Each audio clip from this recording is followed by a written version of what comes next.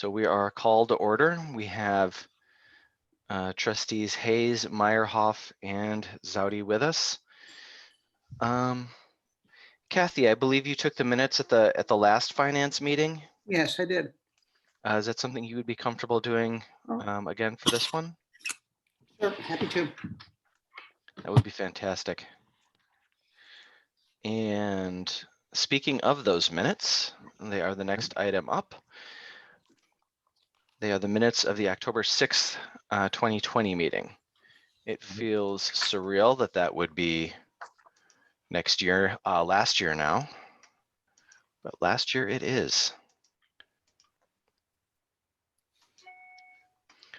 So bring those up here.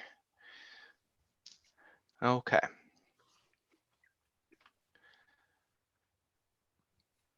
So these went out with the committee information yesterday. Any questions, comments, corrections?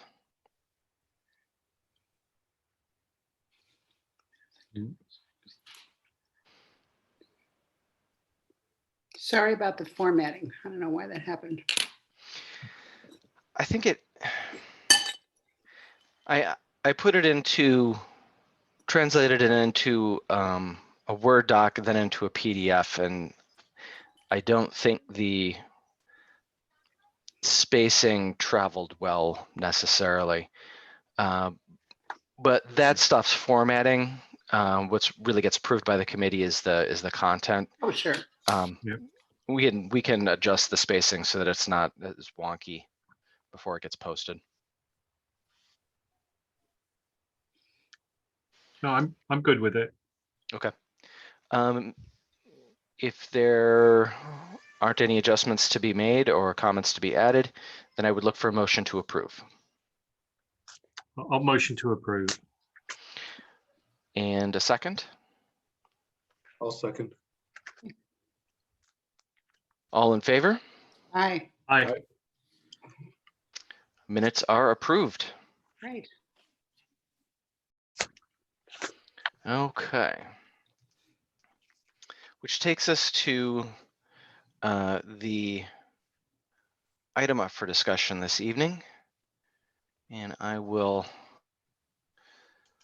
start us off with the overview page. My intention for presentation this evening to the Finance Committee is to go over the summary items, the key highlights that are impacting this budget that are unique elements. There's a number of lines in the budget that tend to be pretty static. You know, in terms of the collections, we're buying to, you know, purchase new materials for a particular amount of space and responding to a particular amount of usage. And generally for most collections, that means that those lines don't change much. Maintenance lines, you know, we're working with specific needs and specific contracts. So there's a lot of items in the budget that are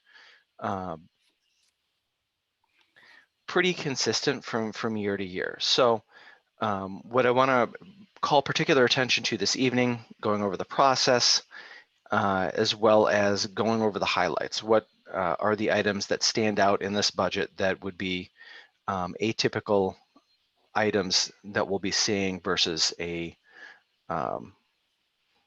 you know, that baseline for budgets that the board usually approves. And there's always a few in every budget. So just doing a quick summary on the process and timeline. Budgeting really starts with a levy approval in the fall. Levy was approved this October at the October 20th meeting. As part of that levy process, I create that very first roughest possible draft of the budget and begin the process of gathering information from staff. I do that right at the get-go as part of the levy process so that if there's anything that jumps out as far as expenses that would have an impact on that levy request, that we've got a good beat on those early and we don't get caught in a situation where we're thinking about the budget only in December or January after that levy's been approved. So then a second rough draft gets started in December. a little bit more refined with a little bit more input from staff. And then that is the rough draft that comes to the good folks at the Finance Committee for an initial review ahead of the initial draft of the budget going to the full Board of Trustees at their January meeting. That is a first reading intended to get the budget and budget documents out in front of the full board to provide an opportunity for review and questions to be asked and discussion as needed to happen. And then for the next month or 2 months, and sometimes once in a great while, 3 months, there's conversation at the board level as well as between myself and trustees when questions arise between meetings. And then somewhere February, March, or April, depending on the budget and the situation, the items that are factoring into the budget, the second and final reading occurs and the budget is approved, which is actually not the final phase. Because we're a component unit of the village, the final draft of the library's budget does get approved as part of the Village of Lake Bluff's final budget. So we get approved as part of their budget, but it's again, like with the levy, another one of those scenarios where they don't have the authority to change the specific lines. So state of Illinois in its infinite wisdom has things set up in that way.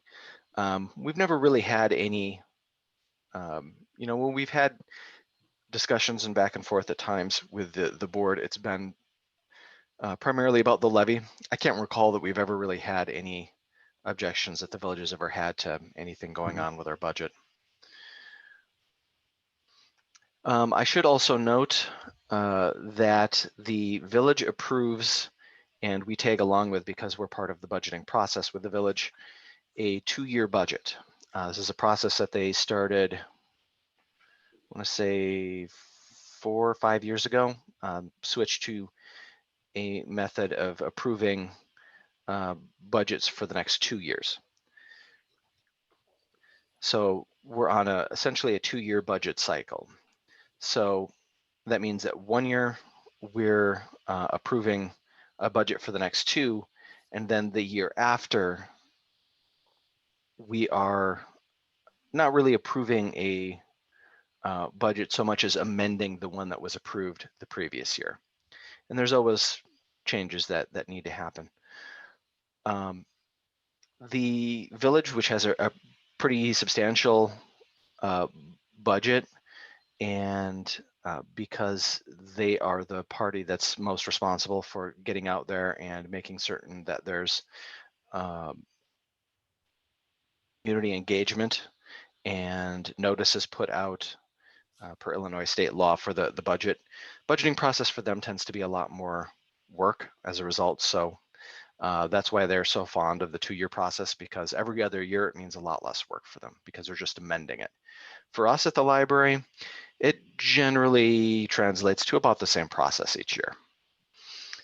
But wanted to mention that because if you're looking back at any point at the budget that we approved last year in those budget documents, you will notice that there's 2 years that are listed on there. Because and not having sufficient information, most of the numbers are pretty close to the same between the 2 budget years. The village deals with much bigger numbers, so little shifts in terms of expenditure, they don't usually have to worry about that much per year. But for us, $1,000 here and $1,000 there between different budget lines can be a pretty substantial change. The village tends to deal in tens of thousands of dollars for most of their budget lines, and expense change from 1 year to the next of a few $1,000s in most of those situations can kind of get lost in the noise. So that is the budget process. Any questions on that, on the process, on the timeline? Eric, are we in year 2 then of the budget? Yes, we're in year Okay. 2. Okay. So we are doing an update, essentially, Okay. a revision of the budget that was approved last year, which it's my understanding the village is getting more involved in updating their budget as well this year than they usually do in a second year, just Mhm. because expectations versus, you know, we thought we were going to have at this point last year, so different. Okay. Which really is the key highlight for this budget. Uncertainty. So, listening to the Illinois and the Lake County Health Departments, the best conventional wisdom that's presently available is that we're likely to see mitigation factors of some type still in place through at least June or July of 2021 and potentially through most of the year. When I say mitigation factors, you know, fingers crossed, a lot of that will just be, you know, continued requirement for masks, strong encouragement for masks and things of that nature, rather than hopefully the strong measures that are currently in place. Eric, when you But say end of the year, are you saying end of calendar year or fiscal year? calendar, That's what I figured, but I wanted to be clear. no, I wish it was the other one. I really do. You know, this has already been enough fun. I'm tuckered out, Mhm. ready to go home. But overall, then the tack that I've taken in preparing this budget is the assumption that for most or all of fiscal year 21-22, the fiscal year that kicks off on May 1st, the assumption that the library will be open most of that fiscal year for something approaching normal usage by the community. I did also factor in playing things more conservatively in terms of budgeting, particularly on revenue, than I usually do, to give us more cushion in case things are a bit more of a challenge earlier in the fiscal year than perhaps we would hope that it would be. So normal, but very conservative in terms of that, and basically an assumption that there's still either after effect Oops.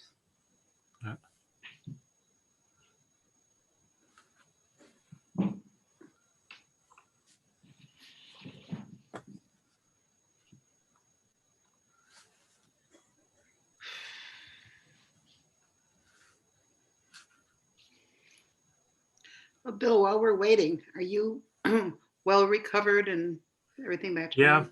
No, we were. We're in good shape. Good. Pretty much it. Louise, for a couple of weeks, just a lot of fatigue. Yeah. I had very mild symptoms, but it does take the whole anxiety out of the whole process. It does. We're figuring we've got antibodies for at least 3 months, and then Yeah. Yeah. Well, that's a nice feling to have, I'm sure. right, exactly. I mean, we're still cautious around everything, but just knowing that we've been through it, and Yeah. it's good. But yeah, it came out of nowhere. It wasn't like we had a big family gathering and everybody got sick. It was infiltrated our little bubble. Yeah. Well, But no, thank you. But yeah, we're in good shape. Good. I'm back. Yep. Ah, Sorry about that. it's okay. So I believe where we were, sounded, Kathy, like maybe you had a question? No, I had asked about whether we're talking about the fiscal year or the calendar year Okay, for anticipated mitigation. So I just want to get that correct in the minutes. sounds good. Calendar year, yeah. Yeah. Okay, so certain amount of uncertainty, trying to factor that. Oops.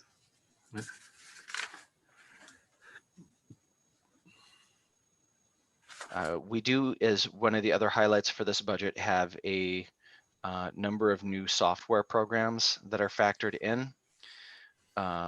Those are items that are of ongoing utility, but also some that have proven exceptionally useful.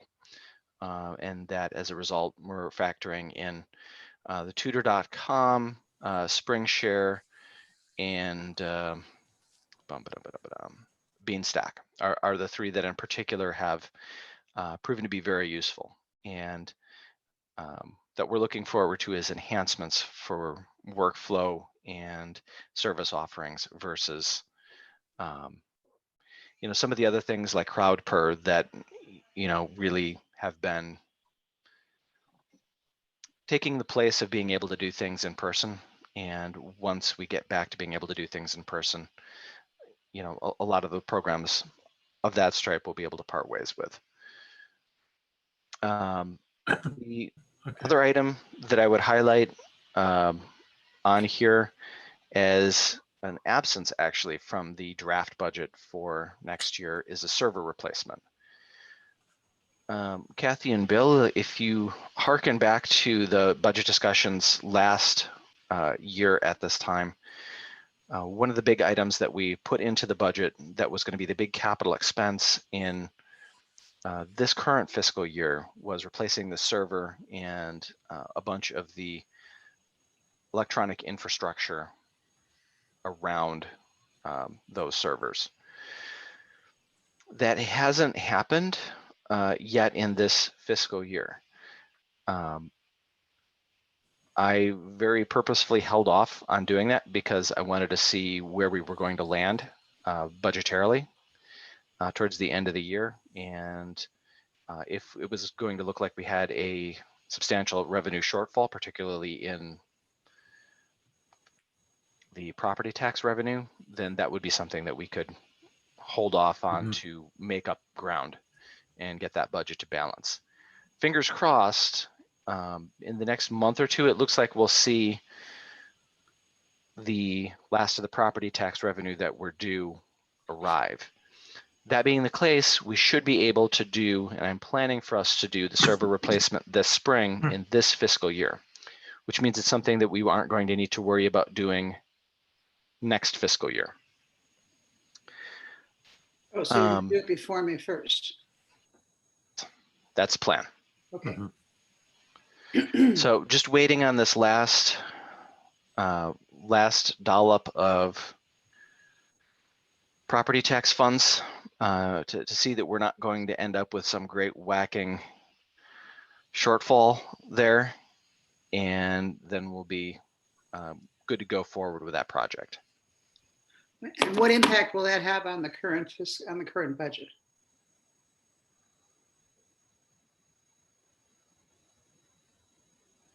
Eric? I think it froze again. Okay.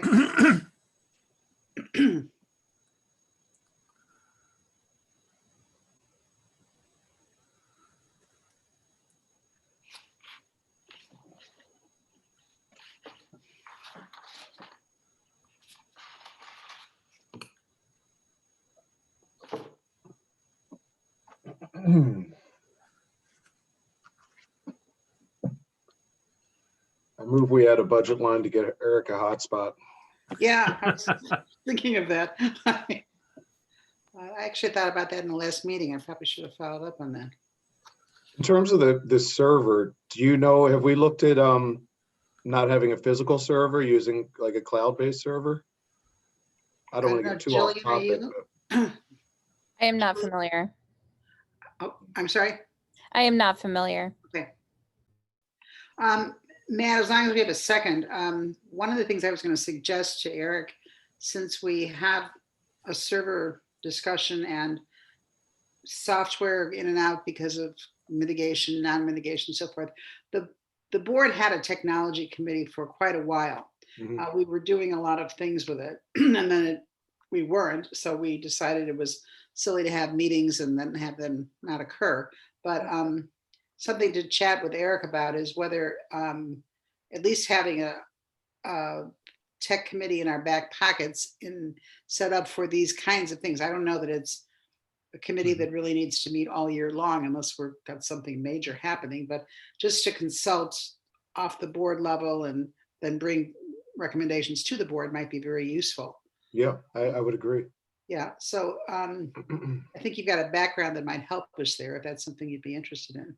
Absolutely. Yeah. Okay, great. Yeah, that'd be. I mean, my vision is I expect that over time, some of these changes we're seeing will be systemic, and that, you know, our increase in the way we leverage our relatively small physical footprint is to be, you know, really top tier with our online services. And, you know, I think some of that will just bear out over time.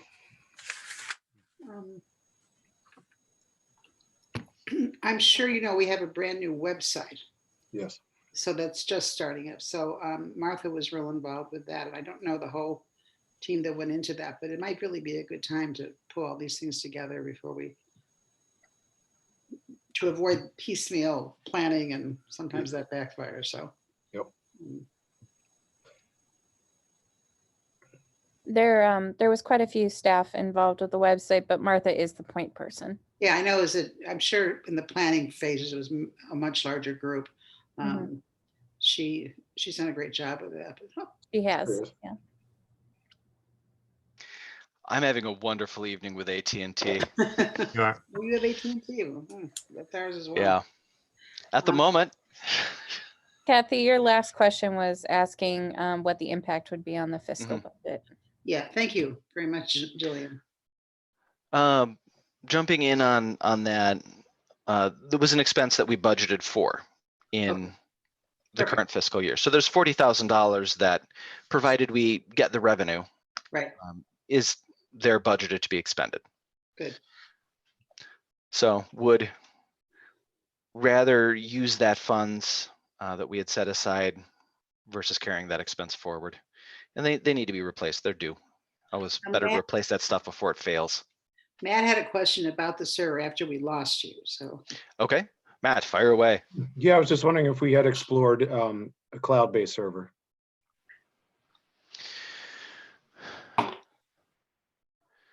It's something that we've discussed. Mhm.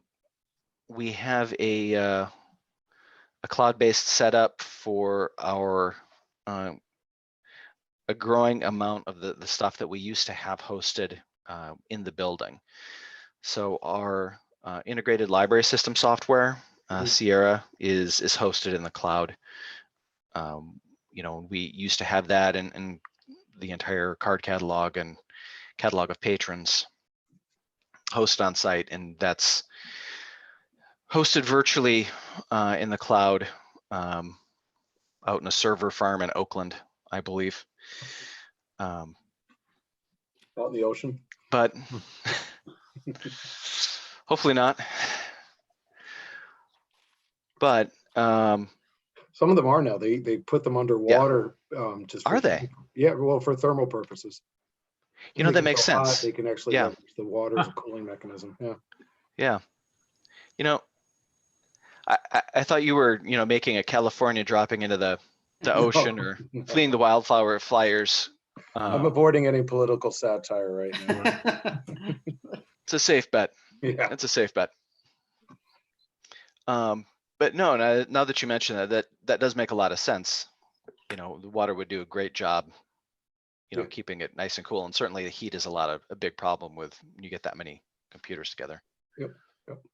Yeah, and I don't want to get too off topic. I just you know, any additional services and maintenance for a physical server, you know, maybe there's some scale there we could get in the cloud, or you know, obviously it's an ongoing cost versus a capital cost.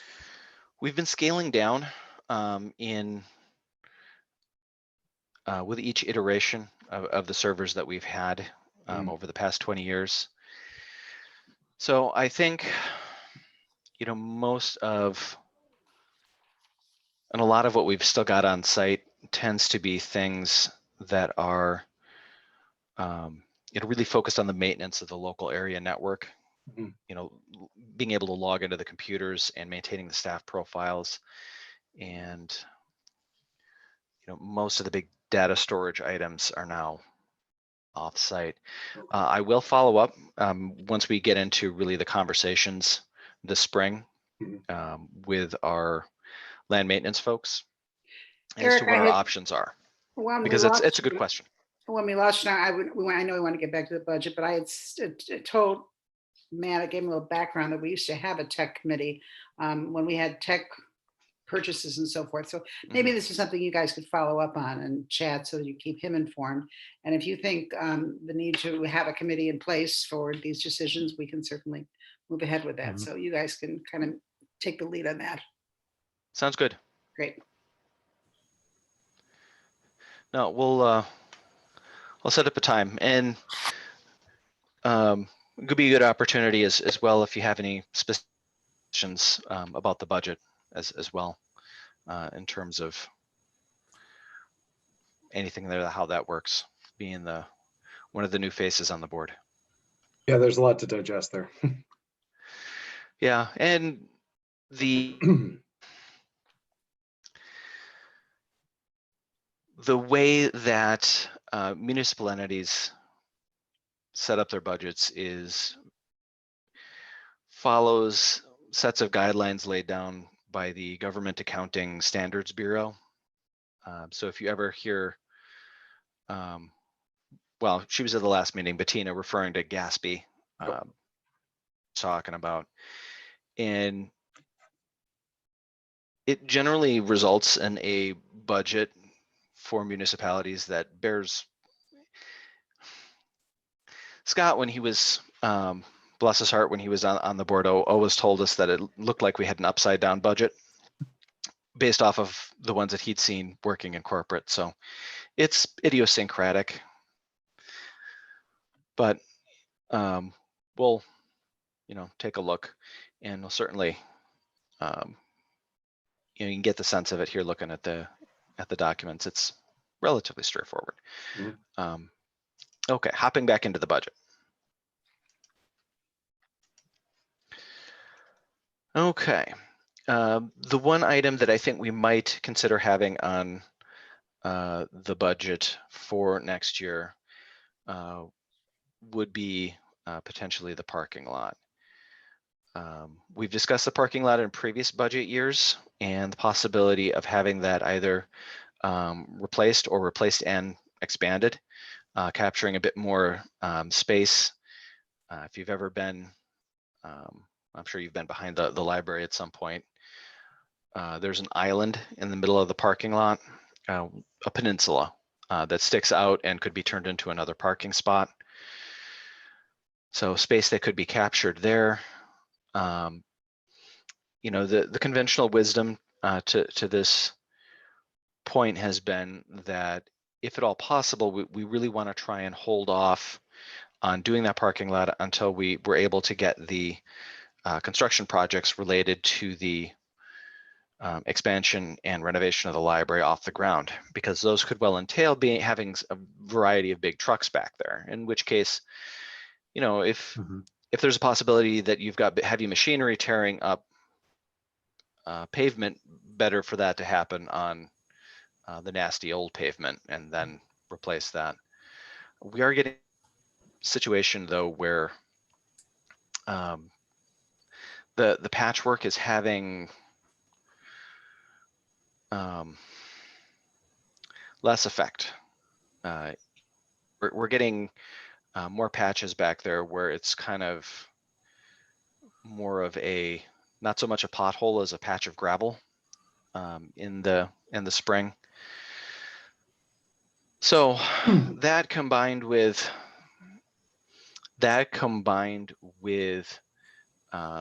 the fact that one of the outcomes of the wonderful pandemic that we've had has been a delay in being able to go out and really kick the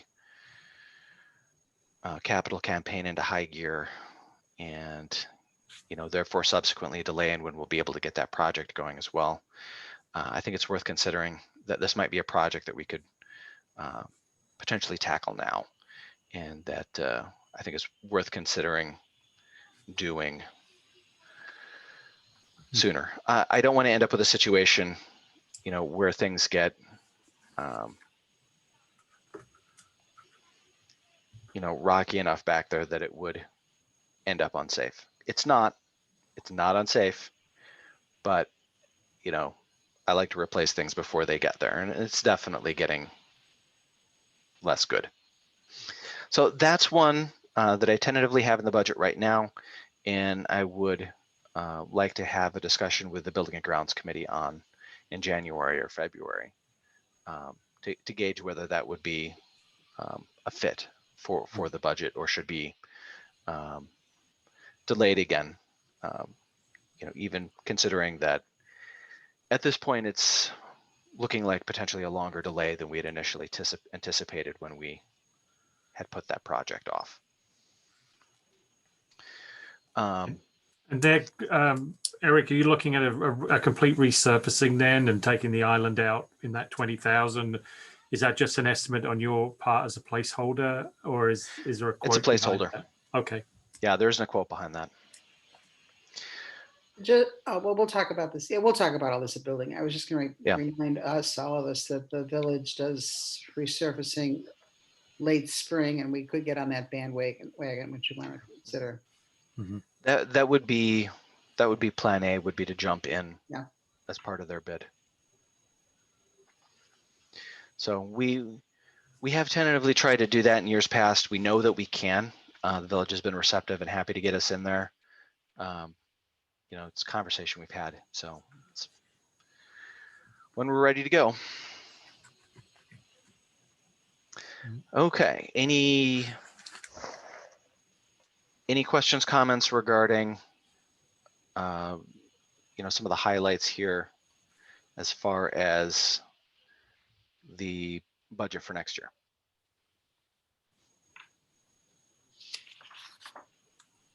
Nope. Okay. On that note, I will go very quickly through the budget documents themselves. I'm not going to go through line by line because that would take quite a lot of time, and most of them are pretty self-explanatory from the information that has been distributed. So there's no need for me to unproductively beat people over the head. Eric, just for context for me, excuse me, how much variance do we typically see in our budget year over year? If we were to go back the past 5 or 10 years, absent any, one-off items. A good question. Let me bring up.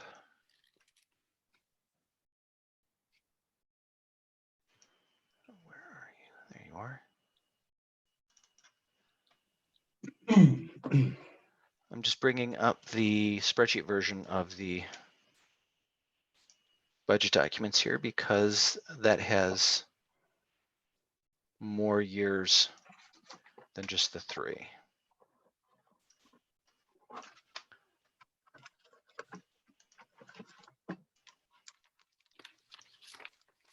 Okay, so expanded out a little bit more.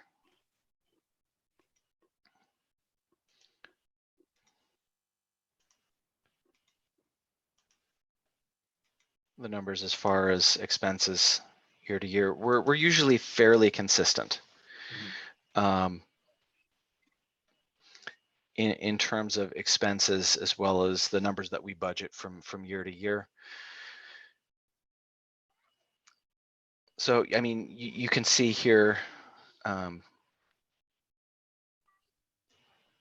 looking just across, that most of the numbers tend to be pretty ballpark Mhm. year to year. You know, building maintenance, 20 to 35,000, depending on projects and upkeep that we've needed to do, as well as maintenance contracts. You know, elevator maintenance, you know, all falling within a pretty standard range. Mhm. And that follows as well for, you know, looking down here as far as the different collections, you know, nonfiction, fiction, you know, you can definitely see that things fall within a particular range. And for most of the budget lines, that's year to year pretty much the case. Once in a while, the tick on some of those, such as, you know, we've got some periodic replacement projects for portions of the juvenile nonfiction collection that happen. So that goes up and down with those, but even that's pretty modest. Where we tend to have the big fluctuations is when we get into the capital projects Mhm. down here at the bottom. Okay. The big one being here in column AL, which is the roof replacement. And that was a very big expense. Wow. Yeah. No The kidding. library's roof manages to include traditional roofing work, but also metal work and masonry. So that ended up being, I think, 3 different contractors, 2 of them operating under a single contract that we ended up having to have out and do that. So, you know, about every 10 years, we'll have an expense of that level of about 250 to 300,000, kind of going back and forth between roof and HVAC. Those tend to be the big 2, but there are frequent smaller ones that need to be handled as well that you can see around those: periodic replacement of library equipment, upgrading of servers, upgrading of you know, workstations, as well as the need to periodically update furnishings, various places in the library. So we haven't gone too far in on some of those items in recent years, library furnishings being one of those, because we are still looking at that renovation project. So generally speaking, it's not a great plan to replace stuff start replacing things hodgepodge if you know you're going to be doing a big renovation and it might not fit in. Better to do everything in one fell swoop.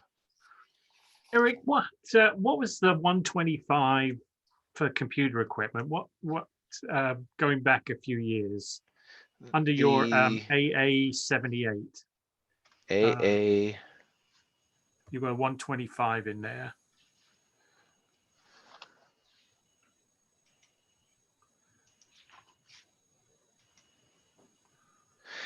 Oh, in the. Just curious, yeah. What you got right there? Why was that an expensive project? Do you know offhand, or? That was. We had a series of budget projects that included replacement of servers. That would have been the last time that we did that. I want to say that Wi-Fi and some other things. That was an expense that actually turned out to come in terms of the actual expense a lot lower than we had initially expected it was going to. So that was the amount that we budgeted, but we ended up only actually expending the 38,000. Oh, okay. Sorry. Yeah. Yeah. We had some initial on that one high estimates that we thought we were really going to have to dip into. Okay. Really going to have to dip into our reserve on that, and that was a year where we did make the decision to start putting a lot more out into the cloud and go with the virtual servers, and that brought the cost down a fair bit, along with some other decisions that we made in terms of how we approach those contracts and what we purchased. Yep. Okay, No, thank it you. was very nice not to spend the Well, no, 125,000. you Yeah. obviously guys did a good job in figuring out what you needed to get done. Eric, if we could spend a minute going back to salaries up at the top. Yes, indeed. So I'm looking at staff salaries. Actually, I'm looking at librarians' salaries going actual budget, very stable. But a big jump in staff salary. Now, if we're going to get into a discussion of that, consider whether it should be an executive session. So, Well, we can't go into executive session for staff salaries in general. It has to be for a particular staff person's salary.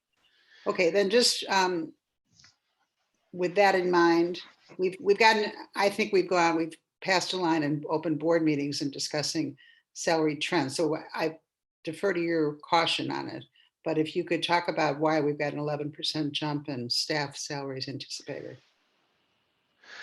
Well, the main reason there for that staff salaries line continues to be compliance with the new minimum wage law. Oh, okay, gotcha. That because we were starting out in a position where that tells me what I need to know. Yeah. But, yeah. I mean, percentage wise, it's some fairly significant jumps to get us compliant, and we've got to be compliant. Yeah, That's all there is that's to it. great. That's great. Yeah. Was there a shift then as well between somebody who was staff salary and library because you've got a Yes. one lower than 30 and then one high at 55 and the net is a 25 difference. Yes. Yeah. We had a staff member that had been included as part of the librarian salaries and then moved to hourly from having previously been salaried. Okay. That's the primary difference between those two lines, is that the librarian salaries represent, while it's not a great descriptor for it, those are the folks that are salaried, and then the staff salaries are the hourly. And we had somebody that moved from one to the other, so you spotted that correctly. And the minimum wage, this is just from my minutes, is to be $15 by what year? 2024, I believe, is the final date. We've got to get everybody up to $12. So that's what we're working at, or? Yeah. But the goal. Which is it's a little bit bigger bump. Some of the ones in the previous years have been a little bit easier, and it's been a bit more set up for bigger bumps. But the ultimate. Than necessarily needing to jump, but we're now into territory where the $12 is over where we had been starting people. But the ultimate legislation is $15, right? $15. Okay, thanks. And we've got a good staff. Oh yeah, And- outstanding.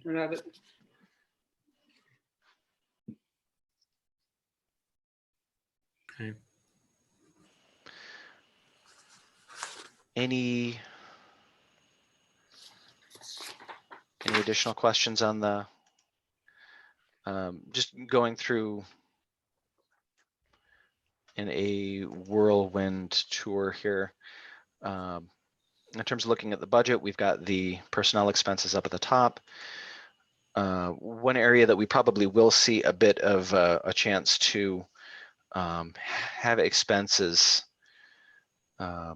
level out and fingers crossed maybe be reined in a little bit will be that medical insurance.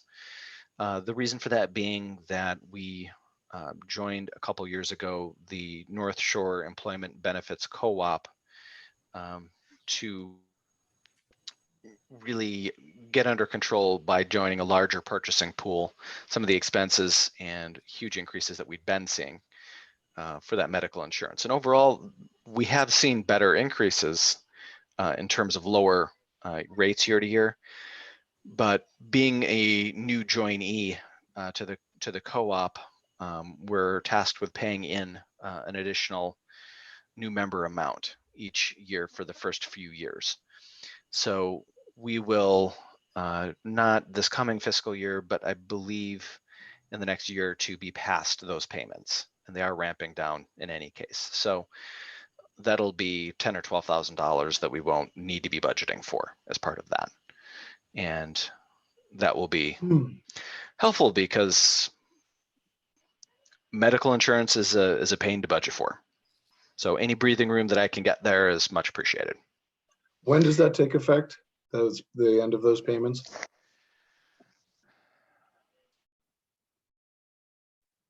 I'd have to look it up because my mind's failing me as far as a specific date, but I think we've got 2 more years 2 of more years, payments. okay. So this fiscal year and then the next fiscal year, and then that would Okay. be at an end. But, you know, we've seen more stable rate increases coming down the line from NSEBC, and being part of that, you know, just having to make the new payments, we haven't seen that, the benefits of that budgetarily yet, but hopefully will.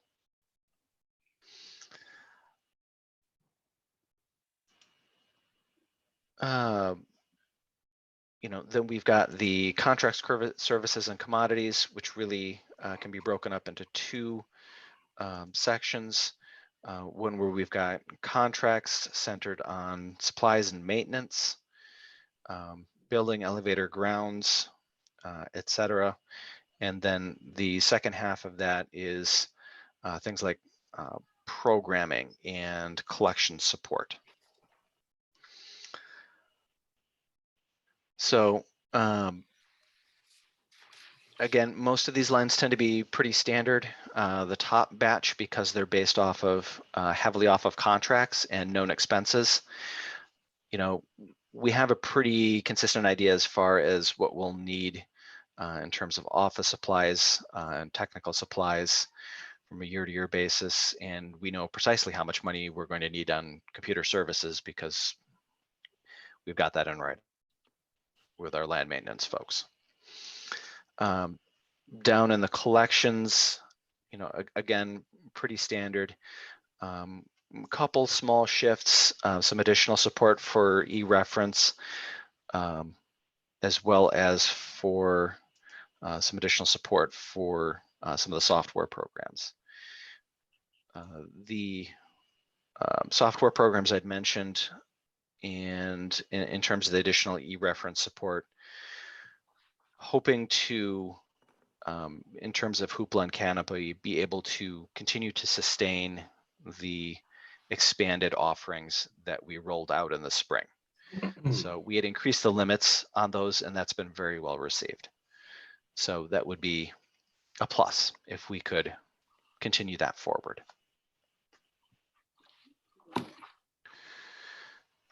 So, and then looking at the previous years and this year's budget down here in the capital expenses where we do see the big jumps, you know, we've got the 40,000 as the holder there for the computer equipment.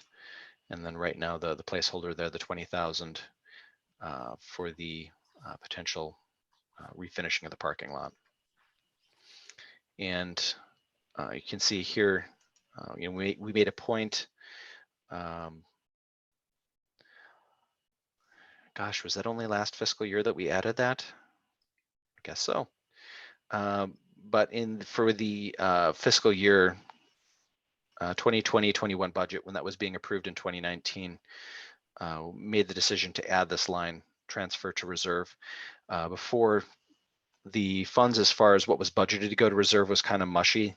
It tended to be a matter of we just tried to pad this contingency line, but you know, it wasn't very transparent.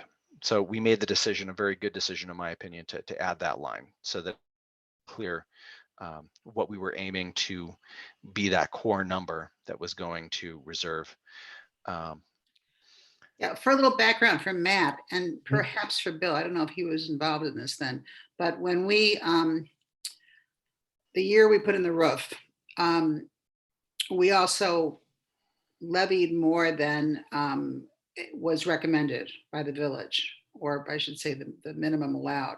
And we had to go to finance committees in the village. And one of the things we committed to was raising the dollar amount with the intention of restoring reserves as quickly as possible. So part of this is just to be available for anyone who may look, that we are making a concerted effort every year to go back to our reserves and put in whatever we can. We've done a lot with that. So it's just an easy number to find. The bite that we had out of reserves in with the roof project, that was over half of what the library had in terms of reserves at that time. And, you know, very reasonably wanted to continue to build that up. Per bylaws, as well as I think just conventional wisdom, you know, wanting to keep that 25% of operating budget funds in reserve just in case of an unforeseen emergency that required a significant capital outlay. So Eric, with the Mhm. number that's in there at the moment, the 9204, how did that number come about? As opposed That to number, that number is actually an equation rather than a number typed in. Okay, I see it now. Okay. So for the projected amount for the end of the year, I basically just asked the spreadsheet to tell me, take the revenue, subtract the expenses, and whatever is left at that point is going to be transferred to reserve. Ideally, at the end of a fiscal year, it's a number that's higher than the 20,000 that we'd Yeah. initially budgeted for. I'm still hoping it will be by the end of the fiscal year, but it's been an interesting and challenging fiscal Yeah. year. So And AQ 55 is hidden on the spreadsheet that we're seeing then. That's the AQ 55. That's part of the equation. That one's hidden. 55. Oh, that's referring to not an AQ on here, okay. but That's on a different spreadsheet. Okay. on the revenue tabs. Actually, I think I need to. Did you guys see when I switched tabs? Yes. Okay. I'm never quite sure what it shares and what it doesn't when I'm screen sharing. Yep. But I that's, see it there. yeah, that's this number here, the total revenues. So, you know, unfortunately, that number's not quite where I had hoped to be, chiefly because, you know, I really hoped that we would be back in a position where we could be, you know, operating where we would be offering passport services and other things that would really put our revenue back on more of a normal pace. You know, but even factoring in not getting a chance to really add that additional miscellaneous revenue to the budget, you know, we're not, even if we don't do the full amount, we'll still be adding something to reserve. Okay. So if it's over the 20,000, would we'd be obviously putting whatever the difference is in that number into reserve? If it was 25 or 28? The nature of this equation is such that if that would go into the negative, it would mean that our expenses had exceeded our revenue, and Okay. we would be at that point drawing from reserve, which, you know, if you gotta, you gotta, but you know, plan A is to avoid doing that and continue to build that reserve back up. Yeah.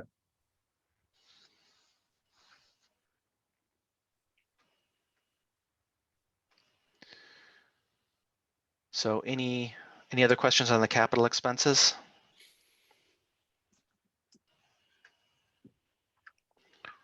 Okay, I'll take a quick look here at the library revenue. And we've got the property tax that was approved here back in October, which was the property tax extension levy limitation PTEL limit amount. Are you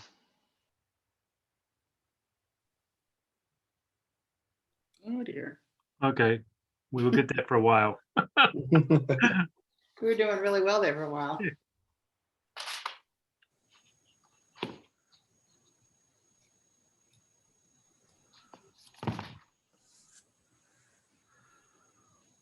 There we go.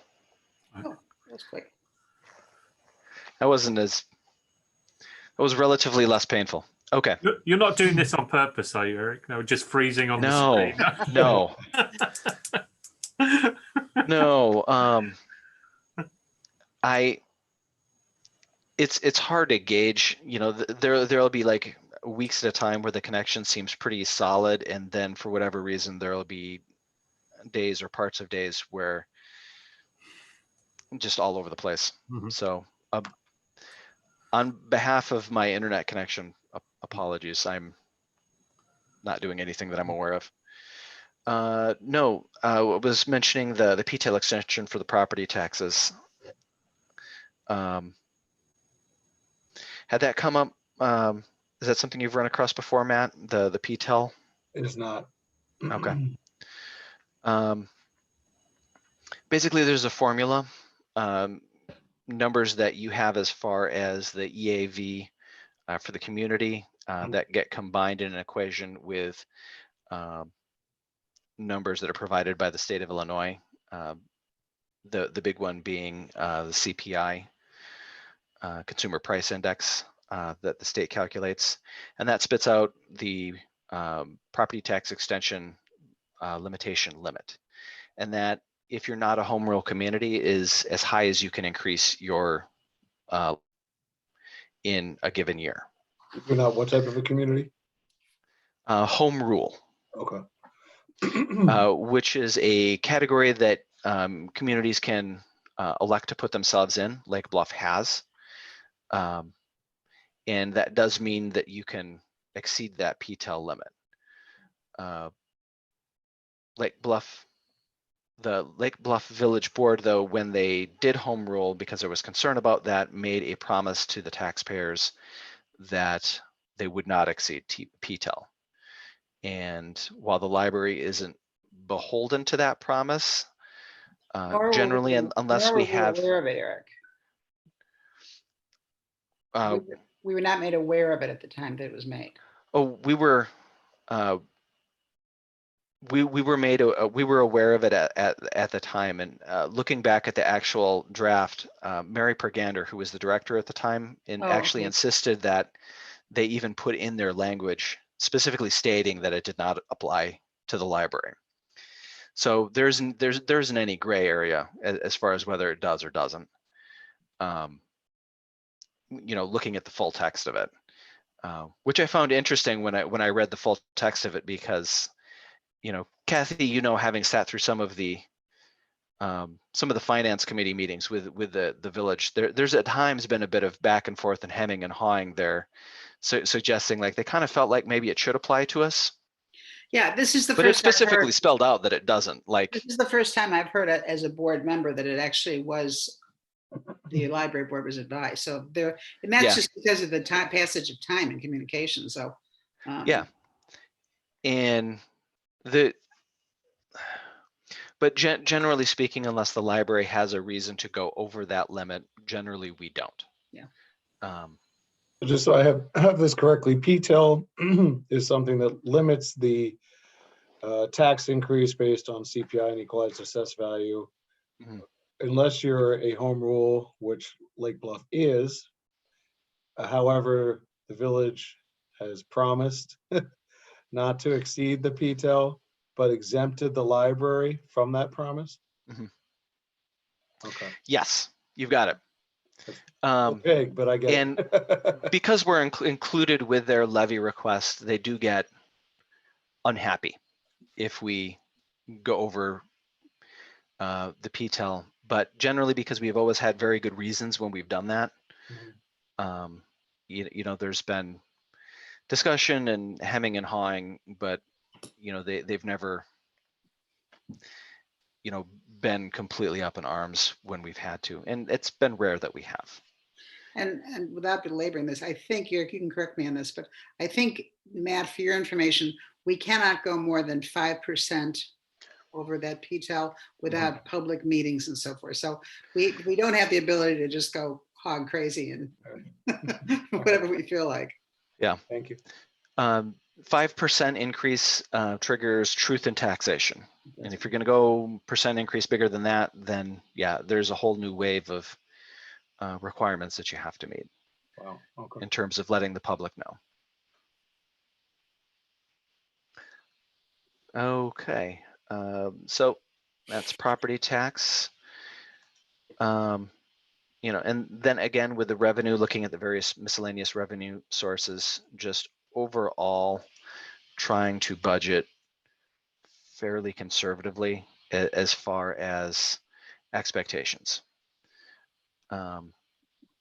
Factoring in that some amount of mitigation factors might be ongoing, that the restart to full library services could be slower and drag on into the next fiscal year, and that could impact that miscellaneous revenue, which is in a big way tied to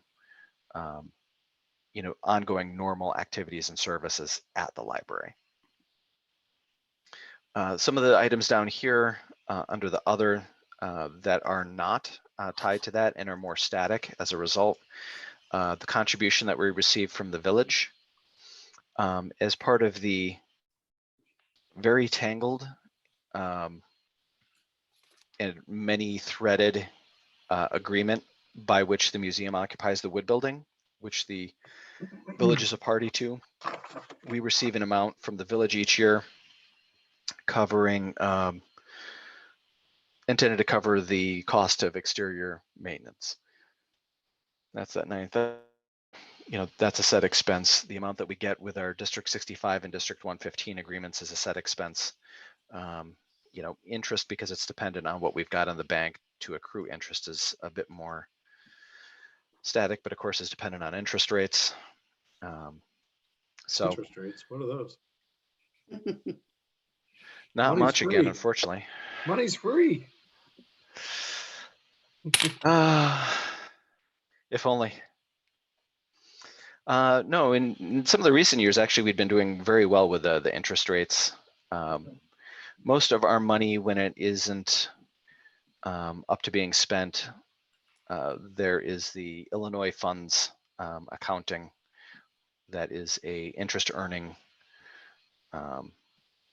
account that the money gets deposited in after it is collected, essentially, by the folks that go out and collect the property tax revenue for us. And generally speaking, the interest rate's been better there than we've been able to get with other savings account or investments, short-term investments. So we've generally left most of the money sit there, and that's worked out well. But I don't know how much I trust those interest rates at the moment, to be honest. So kind of budgeting conservatively there versus where we've been in the past. Certainly we were I think that's prudent. very little on that earlier in the year, though it's done better in recent months. So that all comes out to our prospective budget of $1,047,140, which is looking at the previous year's revenue. In terms of the actual expense here, we had the 970,000, the 1,000,009. It's a revenue budget that is closer to what we had budgeted for this year than we've had in the past, and that's in a big way, the result of the uncertainty on some of those miscellaneous revenue lines.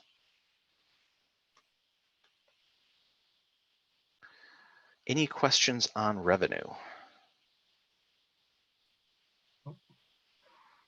Eric, when it was looked at last year to put a 2-year budget, were those numbers the same then for both years? Do you remember? Yes. Yep. Yeah. Okay. At that time, there wasn't a lot of reason to expect, other than the property tax, Okay. that there was going to be significant change to most of those items. Mostly the budget lines like the photocopy charges, the passport fees, things that we felt that we had into a pretty good groove and that we figured that we could project pretty accurately for the next couple years. Yeah. In terms of what they would be. So most of the deviance is really just due to the uncertainty with the ongoing situation. Okay. The last active tab here in the budget is the gifts and grants. So we have the revenues up at the top, and then the expenditures down below for the gifts and grants. Because gifts and grants are unreliable to a much more substantial extent, that generally you don't know how much you're going to be gifted, though we've got a certain amount that we can usually rely on from the Friends of the Library. And grants are kind of, until you're awarded, most of them are pretty hit and miss. So they exist in their own budgetary sphere, basically. So they've got their own separate area where they're split off, different code. You can see that the numbers here start with 8.2, whereas the ones that we had been looking at here start with 8.0, designating them as different sets of lines. So the 8.2 basically handles gift and grant money in and then being expended, so that we don't end up with a situation where we're trying to factor in what can be much less reliable revenue sources in here with our regular revenue.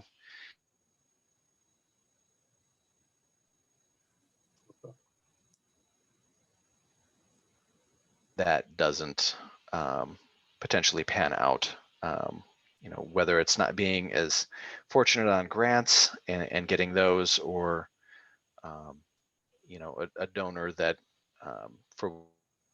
wasn't going to make a contribution to the library that year. And we've got a couple folks that regularly do send us some donations, but it's not something where it's a written commitment. So we love them. We love folks that are get out there and happy to support the library, but you have to be realistic in terms of budgeting for it too. Where did the Friends donations show up? Those are showing up here under the unrestricted donations. And I have to double check. I feel like there's less there than there should be. I have a niggling suspicion as I was going through and doing final work on the rough budget here, that we've got perhaps some expenses, I think maybe in the lines. Yeah. Yeah. Some of the expenses that landed, I think in particular in the public and staff software, tutor.com and some other things that the Friends, Yeah, I know, I remember those discussions. paid for. And I think some of that stuff ended up in this line when it shouldn't have. So I'm planning to take just a look through the financial statements to see if I can spot some of those, make sure everything ended up where it was supposed to. And need be, those can always be rejournalized, right up until the audit is complete for this fiscal year. Those could be changed. But Bill, I interrupted you there. No, I was just looking at unrestricted donations, restricted donations. When you go to columns AR and AS, the difference is they're related to columns AO and AP. If you look at AS 24, it said the change is 7387. Is that related to the difference between 15 and 294. What is that? That should be the difference between AQ and AP. And I'm just wondering, it's with that No, number. it looks like it's a formula that escaped updating Okay. for the current fiscal year. So I was I need wondering to- whether the difference is the numbers that have gone into some of the journal entries on the other ones.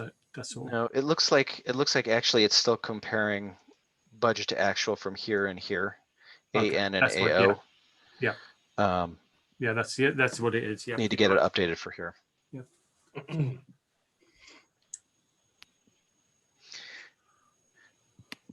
Generally, I don't spend as much time working with this spreadsheet. It's still part of the budget. We need to get it approved, but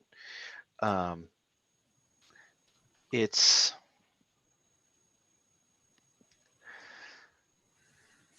there's just a lot less to actually work with there in terms of projecting where we're going to be, just because it's to some extent there's aspiration involved in it in terms of what we like to try and get out there and get in terms of grants and things like that, and how much fundraising we're going to do. Got it. Versus the other budget lines, which are more, where have we been? What are our contracts? What work needs to be done? Okay. Any questions on gifts and grants?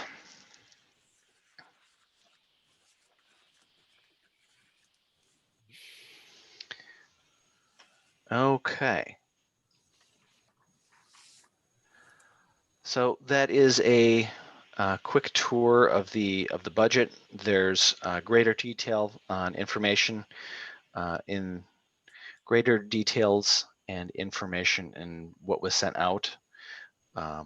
There is in the description document in particular a description for each of the budget lines as far as what it constitutes in terms of what expenses are included, as well as what the chief factors under consideration are for the next fiscal year. If there are any beyond recognizing that we're working with the same contracts and the expenses can be relied on to be pretty close to similar.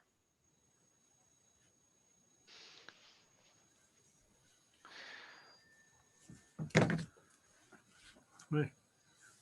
So for next steps then in terms of the budget, as I noted, it'll be included for a first reading to go out to the full board at the January meeting. And that won't be, generally that's primarily a presentation of just the information and an invitation for the trustees to take a look through. And if they have any questions to, forward those my way or to bring them to a subsequent meeting for discussion. And yeah, any questions that anybody comes up with, after we adjourn tonight, please do send my way. Budget and levy, a lot of what we do centers around those things. Money, working with the public's money, of course, is always a trust, and very important that we always act with care and consideration.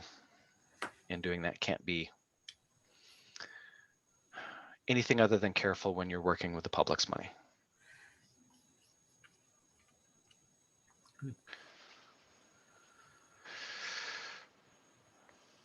Okay, unless there's any other items for discussion that anybody would like to bring forward, then I think we're up to the end of our meeting and we could look for a motion to adjourn. Eric, do you need any motions regarding the budget? Not at this time. Okay. It's a rough draft, so there isn't anything solid enough yet for that vote forwarding. Will this committee meet again to have a vote, or will the board? Yes. Usually then there's one more, at least. No. We almost There we made go. Gets There you go. There it is. And then there's a vote recommending approval to the full board. Did I freeze again? Yes. Yeah, okay. Okay, so I think I Okay. got that. So no vote tonight. There will be another probably more brief meeting Yep. with a vote and recommendation from this committee Yeah. to the board final. Okay. Yeah, that second meeting of the finance committee is usually pretty brief because by that point, everyone has seen the budget. The previous finance meeting, it's been in the packet to the board once, sometimes twice. And, usually by that point, everybody's pretty familiar with the document and either it's ready or it's not. Very good. Well, I Thank you, Eric. This has motion, been great. we're ready to go. Good deal. Motion to adjourn then? I so motion. And do we have a second? I'll second. All in favor? Aye. Aye. Aye. So it's 8:17. And I froze for a final time. Okay, All right. very Thanks, everybody. appropriate. Okay. All Thank right. you. All right. Night. bye Take now. care, everybody. Have a good Good night, night. everyone.